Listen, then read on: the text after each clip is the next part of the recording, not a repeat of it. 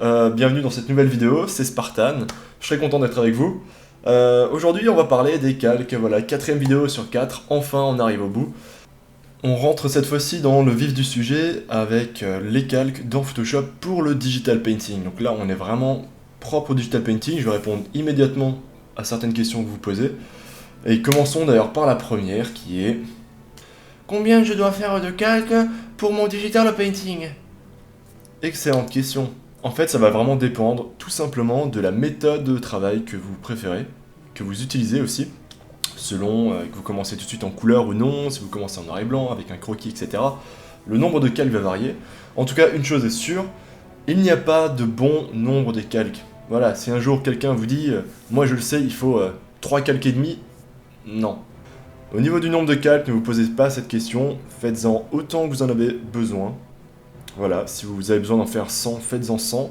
Si au contraire vous vous peignez avec un seul calque du début à la fin, certains le font, allez-y, foncez, ça m'arrive aussi quelques fois. Et donc je vais vous montrer 2-3 exemples de digital painting. Je vais ouvrir un peu certains de mes PSD et je vais vous montrer comment moi je range mes calques, comment je fais, et vous verrez qu'en fait c'est vraiment relatif à la technique et aussi à l'image. Et surtout, j'insiste sur ce point, c'est vraiment une question de confort. Soyez à l'aise avec vos calques et ça passera tout seul. Vous ne poserez même plus la question. Alors c'est parti, commençons. Je vais vous montrer tout de suite un calque, enfin un PSD, pardon. Alors commençons tout de suite avec le PSD de Leonardus. Donc lorsque j'ai réalisé ce digital painting, je suis parti d'un processus vraiment très carré.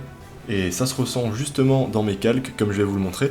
Donc j'ai vraiment pris une méthode très facile à suivre et très structurée, y compris au niveau des calques.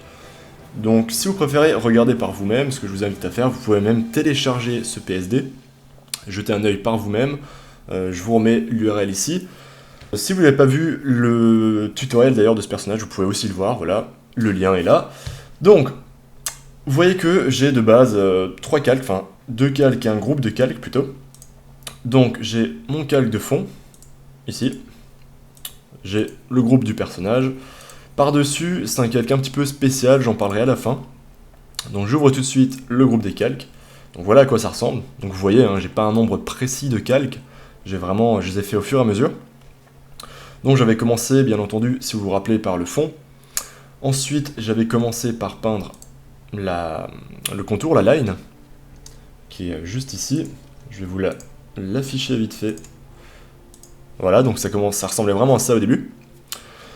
Ensuite, j'ai ajouté la base de couleur à mon personnage, donc sur un calque en dessous de la line, ainsi qu'une ombre. Pour ne pas peindre directement sur ce calque et avoir ainsi la possibilité de revenir en arrière, faire des modifications, etc., j'ai mis des calques en écrêtage sur le calque de base. Voilà, vous voyez ce que ça fait lorsque je les active. Vous voyez qu'il n'y a pas de... Il n'y a pas vraiment d'ordre ou de raison particulière, j'aurais pu tout faire sur un seul calque, d'ailleurs là je peux les fusionner, ça changera absolument rien. Voilà, c'est vraiment au fur et à mesure, j'avais besoin de créer un nouveau calque, donc j'en ai fait un, sans contrainte.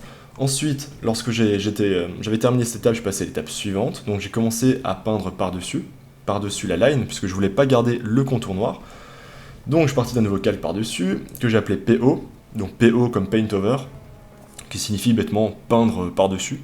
Voilà, on s'en fout complètement, merci Leonardus de nous le souligner, je voulais quand même vous le dire, parce que je sens bien la question venir en commentaire.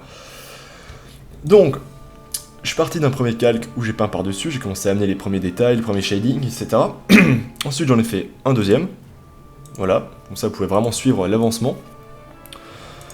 Ensuite j'en ai fait encore un autre, juste pour les yeux. Encore un autre calque, pareil.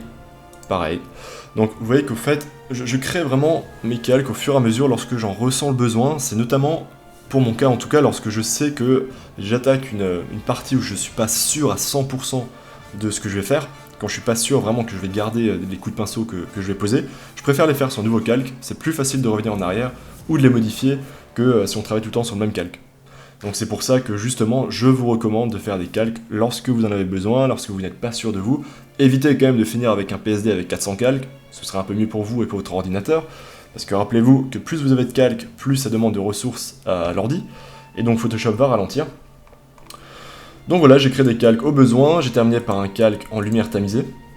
Donc j'en parlais dans les vidéos précédentes, donc là vous voyez que c'est une mise en application concrète. Donc il sert juste en fait à retoucher un petit peu les lumières du personnage, pour créer un petit peu plus d'ombre et de lumière sur certaines parties. Donc voilà pour le premier personnage, donc vous voyez que c'est assez carré, on a vraiment un fond, une ombre, une base de couleur, une line et ensuite plein de calques par-dessus sur lesquels j'ai juste détaillé. Et j'ai fini par un petit calque en lumière tamisée pour faire quelques corrections de lumière. Ensuite, je vais vous parler de ce fameux calque qui est tout en haut. Donc ça, vous le verrez, si vous voyez d'autres PSD qui m'appartiennent, vous verrez souvent un calque comme ça. Alors c'est un calque en saturation, vous voyez là, donc, qui est tout simplement rempli de blanc. Des fois je le remplis de noir, peu importe, puisque vu qu'il est en mode saturation, comme on l'a vu précédemment, il ne renvoie de toute façon aucune modification de couleur ou de valeur, il désature simplement l'image. C'est juste en fait une petite astuce que je vous conseille d'ailleurs de faire pour pouvoir vérifier les valeurs de votre image. Donc ça veut dire, vous allez vérifier si les ombres et les lumières sont correctes ou si au contraire certaines zones manquent un peu de lumière ou si certains éléments sont mal incrustés, mal posés sur la scène, etc. Parce que lorsqu'on voit l'image en couleur, quelquefois il y a des défauts énormissimes qu'on ne voit pas du tout, alors qu'il suffit de faire un petit calque de désaturation et on se rend compte de certaines erreurs, de certains problèmes de valeur. Donc voilà à quoi ça sert. Je vais passer à un deuxième PSD, vous allez voir que c'est bien différent. Alors, j'ai rouvert pour vous le PSD d'une de mes créations de 2013, qui est ce digital painting d'une forteresse dans une jungle démesurée. Et vous voyez tout de suite, au niveau des calques, que on n'est pas aussi bien organisé et bien ordonné qu'avant. Voilà, tout simplement parce que c'était un digital painting justement qui repoussait un petit peu mes limites, j'étais pas vraiment dans ma zone de confort, je suivais pas non plus, comme c'était le cas pour Leonardus, un processus vraiment très carré, c'est-à-dire que je n'avais pas d'étapes forcément très précises, de line, ensuite de couleur de base, puis de détails, etc. Donc c'est-à-dire que j'y suis vraiment allé en expérimentant un petit peu, j'ai un petit peu fait mon bourrin au niveau des calques, on peut le dire. J'ai été un vrai petit souillon même. Non, ça va encore, j'abuse. Donc vous voyez qu'il y a quand même quelques groupes de calques pour rester un minimum rangé. Je vais sûrement pas tous les passer en vue parce qu'il y en a un petit paquet.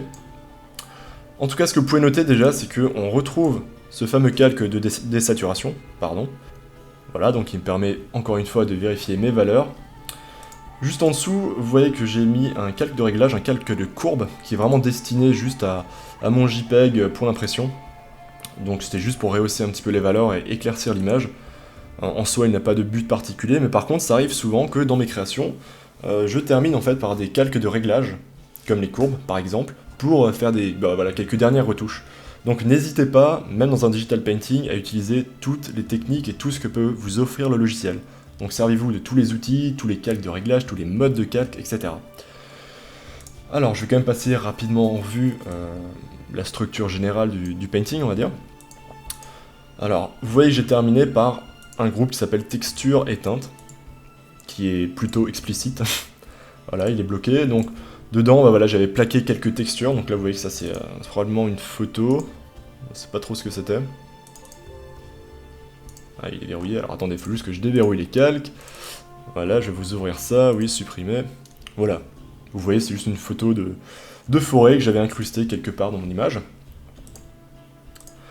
Ensuite, on a quoi? On a d'autres calques, de textures, de teintes. Donc là, vous voyez au niveau des modes de calque, hein, donc je n'avais pas menti, j'utilise vraiment le mode teinte. Là, c'est souvent pour des choses assez subtiles. J'ai aussi des calques en lumière tamisée, comme vous pouvez le voir. En incrustation également, etc. Donc voilà, ça c'était pour les petits détails de la fin. Juste en dessous, j'ai un autre groupe de calques que j'ai nommé Light End, donc c'est tout simplement les effets lumineux de la fin. Voilà, vous voyez ce qui se passe lorsque j'affiche ou non ce groupe de calques. Donc on a quelques ombres portées, quelques rayons lumineux. On a aussi un lens flare, voilà, qui est juste ici. Donc j'ai incrusté en mode superposition. Voilà, donc ça peut être intéressant de voir ça. Mes autres calques, voilà, sont en densité couleur moins, superposition, normale. En tout cas, vous voyez que je me suis pas privé encore une fois sur le nombre de calques, j'en ai fait autant qu'il fallait.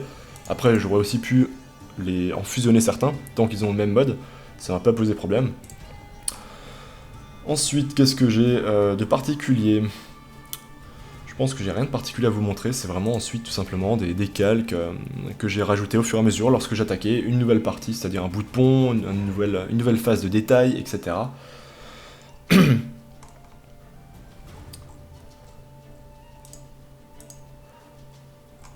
Voilà, je jette un œil, là donc vous voyez encore un petit peu plus bas qu'il y a encore plein de calques de réglage. Et vous voyez que par-dessus les calques de réglage, j'ai ensuite continué encore une fois à peindre, à détailler, etc. Donc voilà, juste pour vous montrer avec ce deuxième PSD que il n'y a pas vraiment de formule magique pour les calques. C'est un petit peu à vous de voir comment vous le sentez. Voilà, faites autant de calques qu'il le faut. En revanche, essayez toujours de garder vos PSD propres, ordonnés au maximum. Donc ça, c'est peut-être pas le meilleur exemple, mais en tout cas, moi, je me retrouve très très bien là-dedans. Vu que voilà, c'est ma structure, j'ai mes petites habitudes.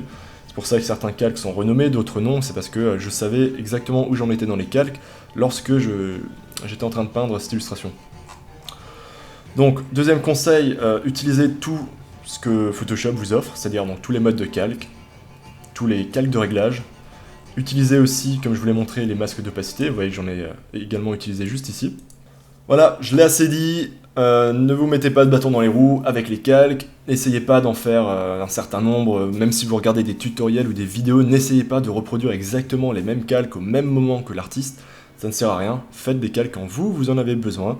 À part, bien sûr, s'il y a un procédé clair, comme pour Leonardus, c'est-à-dire si vous avez besoin de faire d'abord un calque de line, ensuite un calque de remplissage, ensuite un calque de détail, etc. En tout cas, je vous conseille quand même de faire comme moi, lorsque vous n'êtes pas sûr de ce que vous allez faire, de décomposer au maximum chaque étape de votre digital painting. Donc c'est-à-dire, vous voyez bien, hein, par exemple lorsque j'ai attaqué les feuilles d'un arbre, voilà, j'ai fait un nouveau calque par-dessus, parce que je n'étais pas sûr du rendu, ou tout simplement pour pouvoir revenir en arrière. Idem pour ajouter par exemple mes rayons lumineux à la fin. Je les ai pas non plus fait sur une image aplatie, enfin sur le même calque que tout le reste, hein. J'ai vraiment créé des nouveaux calques que j'ai rangés dans un groupe. Donc voilà, essayez de profiter de la liberté que Photoshop vous offre. Voilà, c'est ça l'avantage par rapport à la peinture traditionnelle, c'est qu'on a des calques, on a un CTRL Z, on a plein d'outils, super pratique, donc il faut s'en servir, ce serait un peu con de pas le faire. Maintenant, voici ma dernière recommandation sur l'emploi des calques. Je vais vous donner une autre méthode qu'il est possible d'employer, donc je l'emploie moi aussi, vous l'avez un petit peu vu justement dans le PSD précédent avec la Fortress. C'est en fait une méthode qui s'agit à isoler chaque élément graphique de la scène sur un calque à part. Par exemple, là je vous ai pas rouvert le PSD, je vous ai juste ouvert un JPEG d'une de mes créations assez récentes. Ça va de soi, lorsqu'on regarde cette image, que chaque oiseau, par exemple, est sur un calque séparé. Il n'est pas sur l'image aplatie, c'est ce que je vous conseille de faire. Je vous conseille d'isoler chacun de vos éléments, lorsqu'ils peuvent bouger indépendamment les uns des autres, sur un calque séparé. C'est pourquoi j'avais fait, grosso modo, un calque pour le fond, dans la logique, un autre calque pour l'espèce de formation nuageuse qui est devant.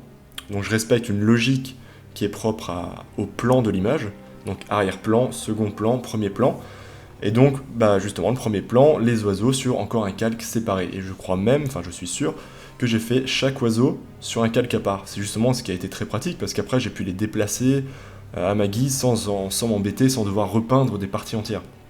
Pareil pour la plume, elle a été faite à part sur un nouveau calque, donc essayez aussi de garder cette logique, je pense que ça peut vraiment faire gagner du temps. Un deuxième exemple avec cet autre digital painting que j'avais réalisé l'année dernière, je crois, non c'était en début d'année, pardon. Là c'est pareil, chaque élément, donc là c'est peut-être moins sur une logique de plan, mais plus sur une logique d'éléments dans l'image. On a par exemple le premier plan qui est isolé sur un calque à part. Ensuite j'avais fait grosso modo dans la structure un autre calque pour toute cette, plusieurs calques même pour cette montagne en fond, qui est au second plan. Ensuite le dragon était également fait à partir de plusieurs calques à part. Donc il va de soi que les trois aventuriers ont eux aussi été placés sur un calque, ou plutôt sur plusieurs calques à part, pour pouvoir justement les déplacer, les gommer, etc., sans avoir à repeindre sans cesse la roche derrière. Donc voilà, ça c'est une autre logique que je vous invite vraiment à essayer, à garder, et puis au fur et à mesure, de toute façon, plus vous allez réaliser de digital painting, plus vous allez être à l'aise, et vous verrez qu'assez vite vous aurez votre propre workflow, vos propres préférences sur le choix de construction de votre image.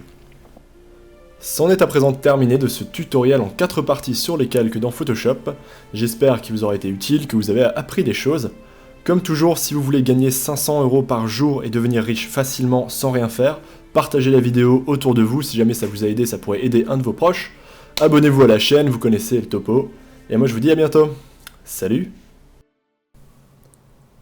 Stop, pars pas tout de suite. Attends une seconde, t'as l'âme d'un artiste et le digital painting t'intéresse, à savoir la peinture numérique en français. Sache que digitalpainting.school va ouvrir ses portes prochainement. Il s'agira du premier site communautaire et de formation sur le digital painting. Alors si le projet t'intéresse, va sur digitalpainting.school ou retrouve l'adresse dans la description de la vidéo et inscris-toi. On sera bien.